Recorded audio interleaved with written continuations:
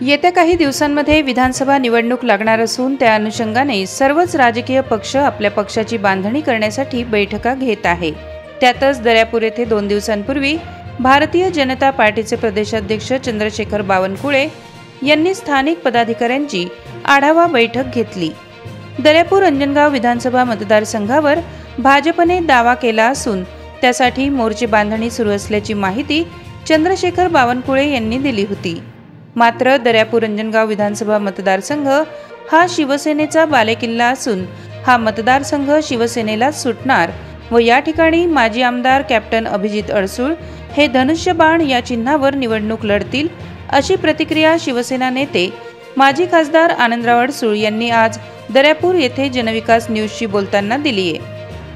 जोपर्यंत मतदार वाटणी होत नाही 3 पक्ष आहेत आपल्याला कल्पना आहे आणि महायुती आहे, त्यामुळे प्रत्येकाने दावा करणं हे नैसर्गिक आहे। आमचा दावा म्हणजे कॅप्टन अभिजित निवडून आलेला आहे आणि शिवसेनेकडे हा वर्षानुवर्ष सगळ्यांपासून हा मतदारसंघ आहे, त्यामुळे तिथं काही अडचण येईल असं मला वाटत नाही। कारण मुख्यमंत्री असतील किंवा उपमुख्यमंत्री असतील किंवा इव्हन अजितदादाही असतील, या तिघांच्या मर्जीतला हा कॅप्टन अभिजित आहे, त्यामुळे ही जागा शिवसेनेला सुटल्यात जमा आहे। या संदर्भात तुम्हाला काय वाटते कमेंट करा, लाईक करा आणि शेअर करा।